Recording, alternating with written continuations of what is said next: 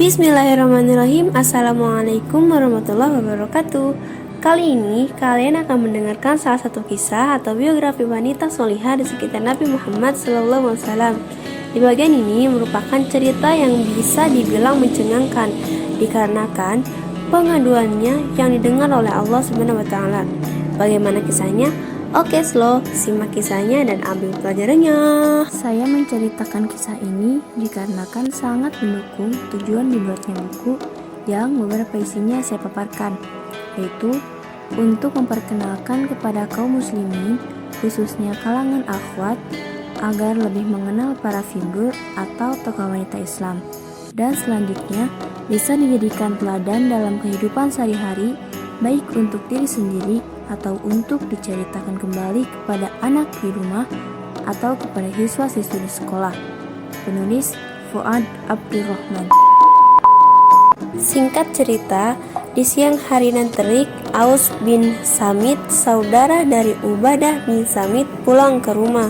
Di dalam hatinya berkecamuk kekesalan akibat kegagalan. Tubuhnya mulai rentak, hidupnya senantiasa dirundung kemiskinan.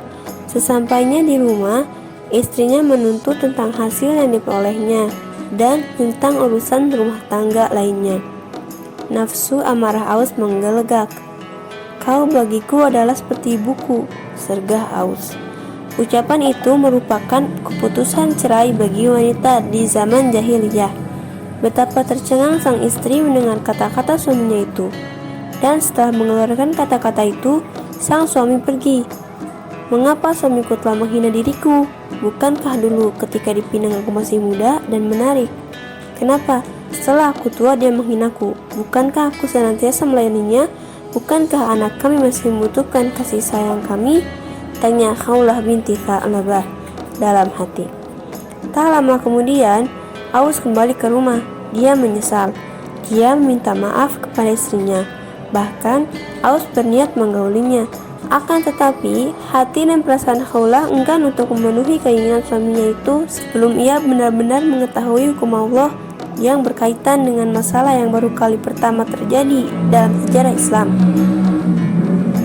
Karenanya, Khawlah berkata kepada suaminya, "Sekali-kali jangan dulu. Demi zat yang jiwa Khawlah ada dalam genggamannya, janganlah sekali-kali engkau menyentuhku. Sebab engkau telah mengatakan apa yang engkau katakan tadi sampai Allah dan Rasulnya menghukumi persoalan ini." Lalu pergilah Khawlah menghadap Rasulullah SAW.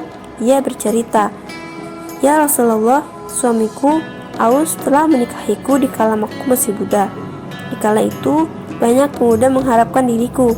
Aku kaya dan memiliki banyak keluarga.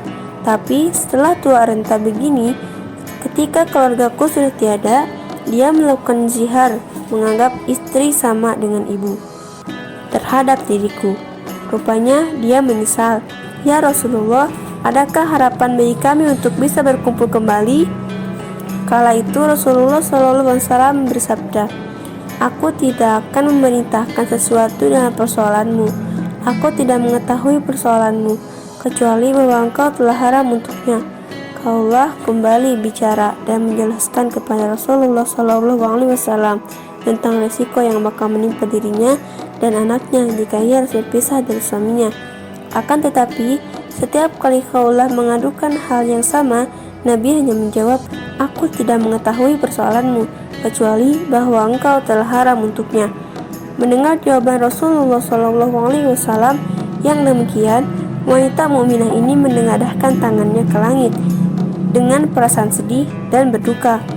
Dari matanya mengalir butiran-butiran air bening. Dia pun mengadu kepada Zat yang Maha mengabulkan segala doa.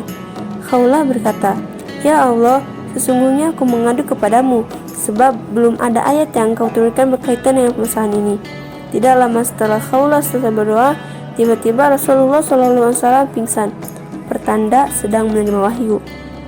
Setelah siuman, beliau bersabda, "Wahai Khawlah, sesungguhnya Allah telah menurunkan ayat berkaitan denganmu dan suamimu." Selanjutnya beliau membacakan ayat 1-4 surah Al-Mujadilah, surah ke-58, yang artinya, "Sesungguhnya Allah telah mendengar perkataan wanita yang memajukan gugatan kepada kamu tentang suaminya, dan mengadukan halnya kepada Allah.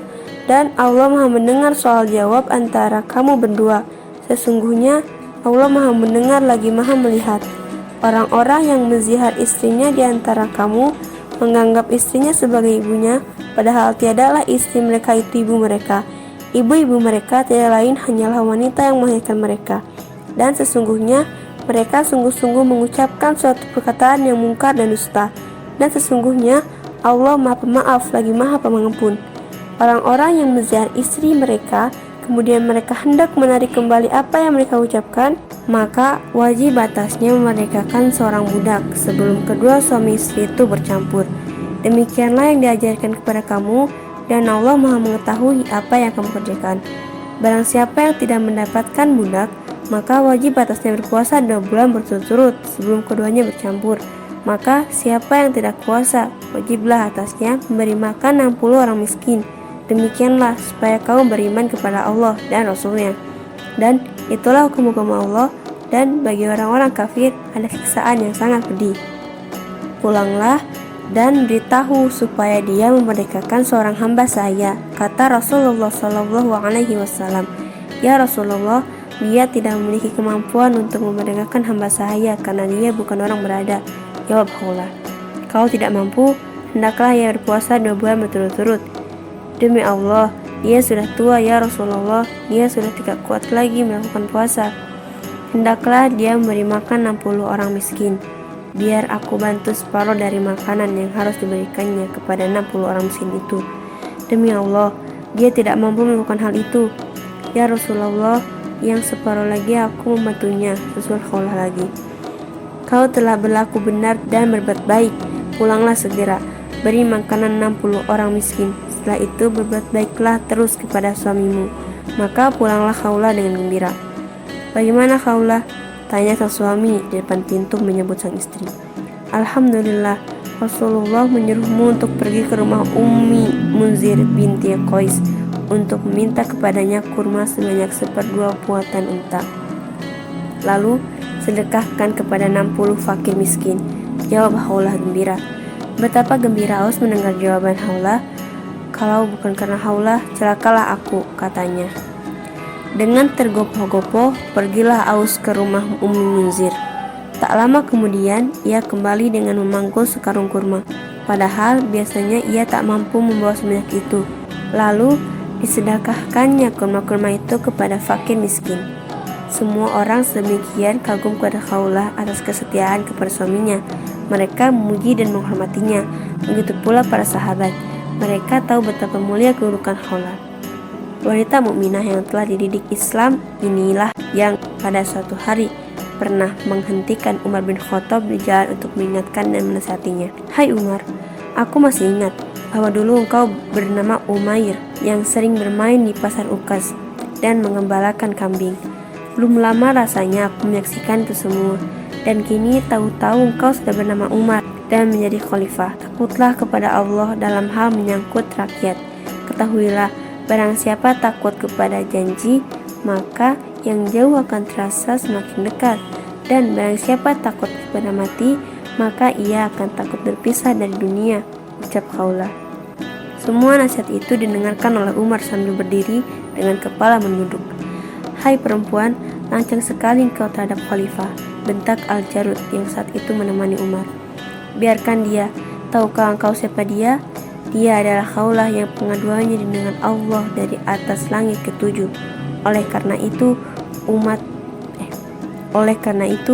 Umar amat patut untuk mendengarkan nasihatnya. Ujar Umar melarang Al-Jarud bersikap tak senonoh kepada Khawlah. Selanjutnya Umar melanjutkan, demi Allah, andai kata ia tidak beranjak dari hadapanku hingga malam tiba, aku pun tidak akan beranjak dari hadapannya sampai ia menyelesaikan keperluannya.